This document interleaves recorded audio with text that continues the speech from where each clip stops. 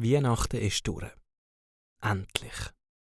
So gern sie ihre Verwandten auch hat, manchmal können die Familienschläuche schon ein bisschen anstrengend sein. Darum hat sie sich vorgenommen, über Silvester ein bisschen zu verreisen. Ihre Wahl ist aufs Städtli Rothenburg ob der Tauber mit seinem mittelalterlichen Flair gefallen. So stehe ich also am 28. Dezember in meinem herzigen Zimmerli in einem altehrwürdigen Gasthof. Es hat sogar einen kleinen Erker. Ich glaube, ich weiss, wann ich die nächsten Tage meine Bücher lesen werde. Nachdem ich mein Gepäck neben dem weich gefederten Bett platziert habe, ist das dann auch schon ziemlich meine erste Amtshandlung. Mit einer Decke über den Beinen und einem Küsschen am Rücken mache ich es mir auf dem breiten Feistersims gemütlich. Genau so habe ich mir das vorgestellt. Ein spannendes Buch und der Blick auf Kopfsteinpflaster und Riegelhäuser. Es hat sogar ein bisschen angefangen zu schneien. Besser könnte der Moment gerade nicht sein. In meinem Buch geht es um eine klassische Geistergeschichte in einer alten viktorianischen Villa in England. Genau mein Ding also. Auch wenn mir die unheimliche Stimmung schon ein bisschen im Nacken sitzt, wo ich in den Strassen der kleinen Stadt entlang spaziere, um ein geeignetes Resti für die Nacht zu finden. Ich komme noch an einem kleinen Touri-Bücherläden vorbei, wo noch ganz in Weihnachtsdeko gehüllt ist. Ich sehe aber auch ein paar Bücher und Karten, wo es um die Rauhnacht geht. Das habe ich, glaube ich, auch schon einmal gehört. Irgendetwas mit dem Tor zur Geisterwelt, das geöffnet wird. Interessiert blättere ich durch die Bücher durch. Fast überall steht, dass man scheinbar nicht Wäsche waschen in dieser Zeit.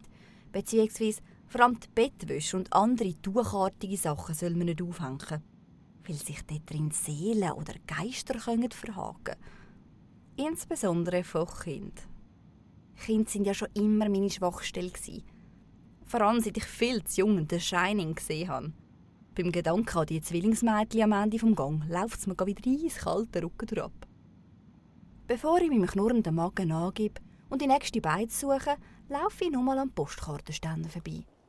Auf einer Karte war ein Spinnrad, wo jemand das Garn ausfädelt.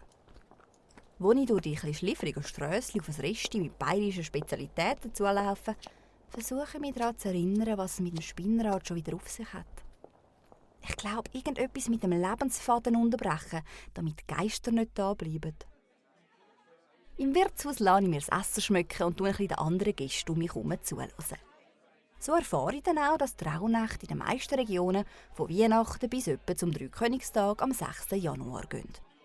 Der eine lamentiert dann noch: «Meine Alte hat wahrscheinlich wieder die ganze Hütte ausgeräuchert.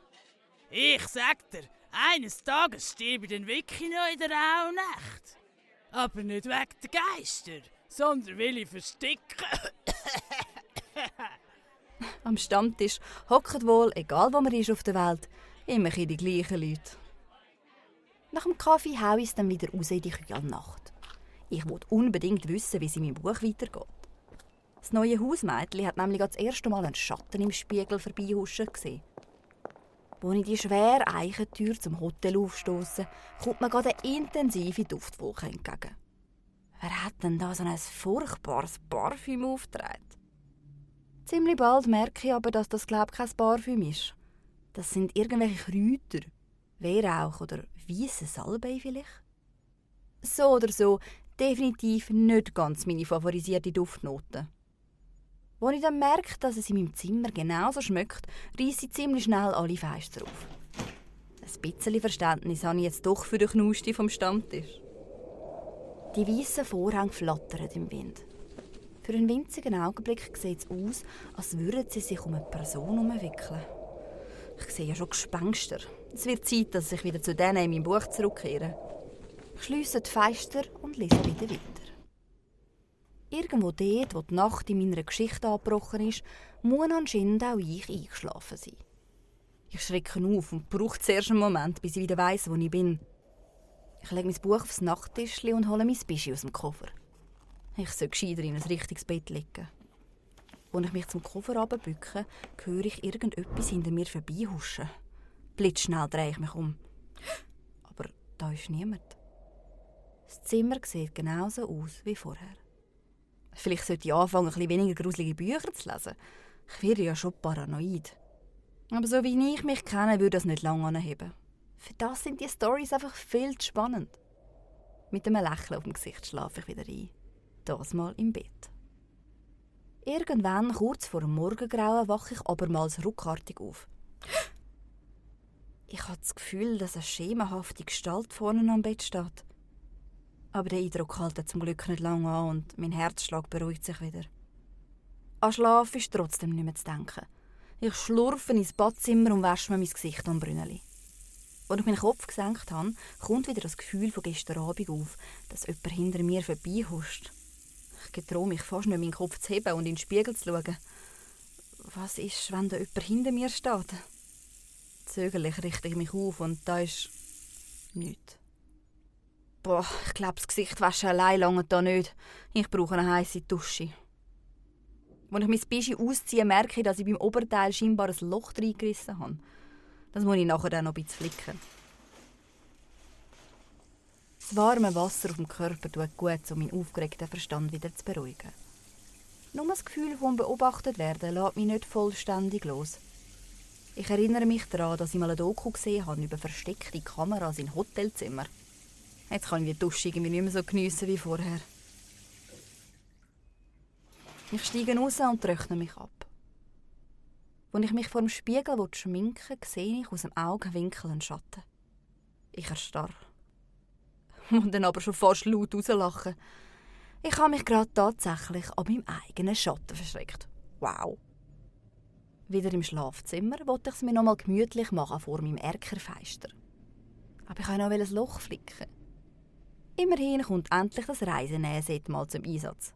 Schon um die halbe Welt habe ich es geschleppt und nicht einmal gebraucht.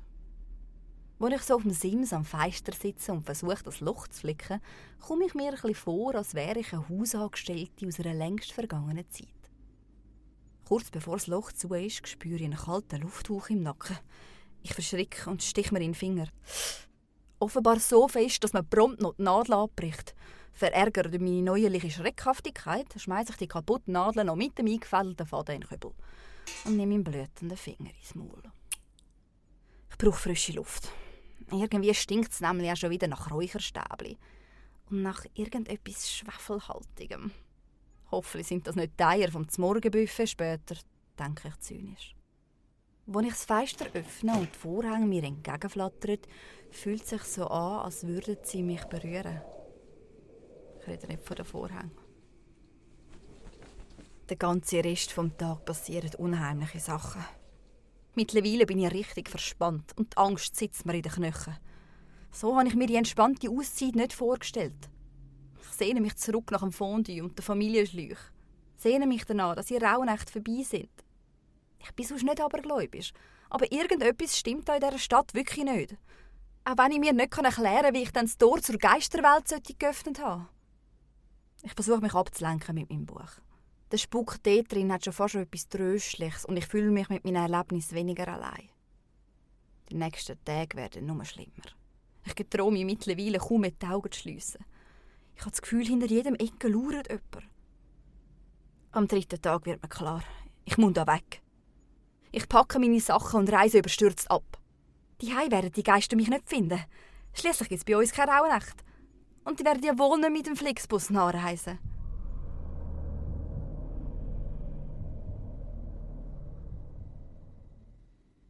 Es ist mittlerweile schon 5 Jahre her. Wieso hat sie immer noch Angst vor Sachen, die nicht da sind?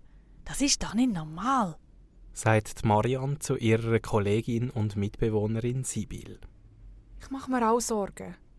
In ein paar Minuten ist es schon Weihnachten und wir sind bald wieder ein paar Tage weg. So können wir sie aber irgendwie nicht allein lassen.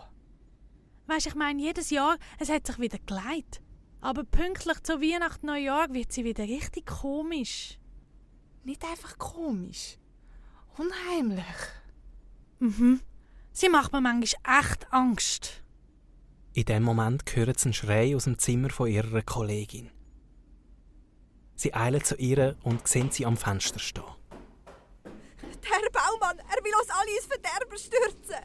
Schluchzt sie und packt Marianne an den Schultern. Sibyl schaut aus dem Fenster und sieht das unverkennbare, wild gemusterte Bettzeug von ihrem Nachbar im Wind flattern. Und dann fällt ihr noch etwas anderes auf zwischen den Laken. Etwas, das allen drei das Blut in den Adern gefrieren lässt.